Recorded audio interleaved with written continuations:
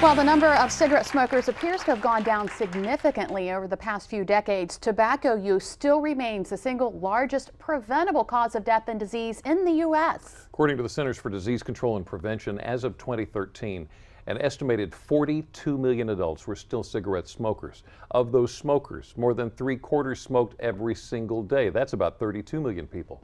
Almost 500,000 Americans die of tobacco use every year. As a matter of fact, 41,000 of those deaths are from exposure to secondhand smoke. And who exactly is still smoking? Well, many people think it's the older generation that's never kicked the habit, but that's not the case.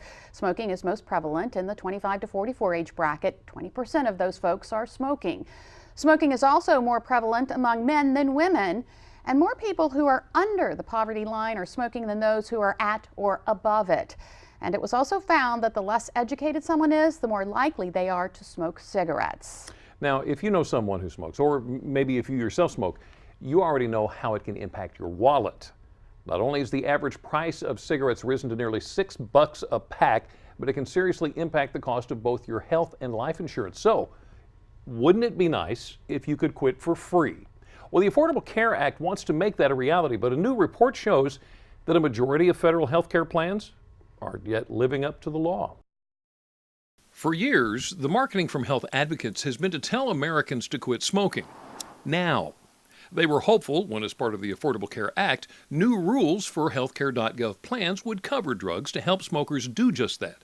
But this new report by the American Lung Association found federal health insurance plans and policymakers are largely ignoring the mandate. Not disappointed, also not surprised.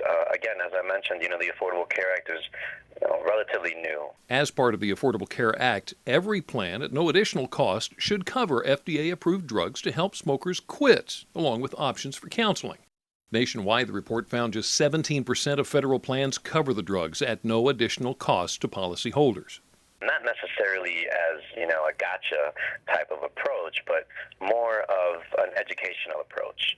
And, we found that, across the country, there are different insurers that are offering different types of cessation options. Advocates hope to use the report as a lesson and a bit of pressure to not only encourage Americans to quit smoking, but offer real incentives to do so too. Quitting smoking is so important. The CDC also says that for every person who dies because of smoking, at least 30 people are living with a serious smoking-related illness. Wow. Isn't that incredible? That is. Well, many people choose to wean off of smoking cigarettes by turning to a controversial alternative, e-cigarettes or vaping. So many, in fact, that vaping represents a $3 billion industry worldwide. Now, this type of smoking is controversial in that we don't know just how safe it is. And when it comes to regulations, opinions could not be more all over the map. But everyone seems to agree on one thing: more research is needed. Unfortunately, scientifically, we are way behind the curve. Dr. Doug Jorenby has been researching tobacco use and addiction for more than 30 years. While much is known about the health risks of tobacco, vaping is another story. There's a lot of anecdotal pros and cons out there, but when it comes to evidence that meets the scientific standards, we have far too little, other than we know the use of e-cigarettes is just exploding. Out of public health concerns, many cities across the country are regulating vaping the same as cigarettes. Proponents of vaping say it is a safe alternative that helps people stop smoking. Dr. Jorenby agrees. Initially, vaping seemed like a better alternative. So initially, it seemed like there was no comparison. As we started to look at things more carefully in lab settings, though, we found some concerning factors. To get a definitive answer, the Center for Tobacco Research and Intervention is beginning a 5-year, $3.7 million study of e-cigarettes. They will follow 400 participants in the study, some who smoke only cigarettes and some who both smoke and vape. We're going to follow them over several years, looking at all kinds of health outcomes, including their exposure to some potential biomarkers for cancer risk. The hope is, while it took decades to determine the health risks of smoking, answers about vaping can be learned quicker.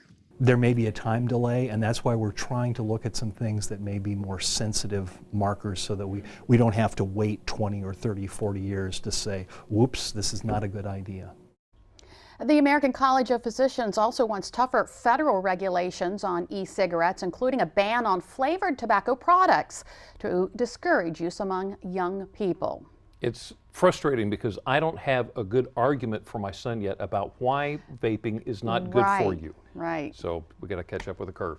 Well, experts have said time and time again, smoking cigarettes does incredible damage to your lungs, but oftentimes smoking cigarettes can lead to more than lung cancer alone. Tobacco often affects the tongue, throat, kidneys, liver, the list goes on. But researchers have recently announced what could be a big breakthrough in treating patients with malignant throat tumors, and it's showing promise. They're currently testing the effects of the erectile dysfunction drug Cialis. One doctor involved in the study says the drug works to block the cancer's attack on the patient's immune system. Cancer patient attorney Marc Gianttini was put on the clinical trial for a tumor on his tongue and admits he was skeptical at first. My mind is racing. I've just heard that my tongue is going to be cut out of my head, and we're going to figure out a way to reconstruct it somehow from my left arm. And oh, by the way, there's an erectile dysfunction drug that we'd like to test out on you. But as skeptical as he once was, he's glad he got on board. I absolutely felt the tumor in my tongue, which is going to be removed at the end of that period, reduce in size. I'm now here happily. I'm talking to you with my arm. Marc says that he's feeling great. His speech has improved significantly thanks to an unlikely solution. How about that?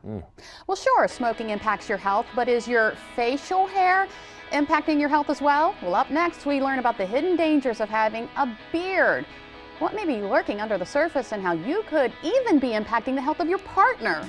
When your loved one is sick, it can impact the entire family. You may feel lost, like you have nowhere to turn.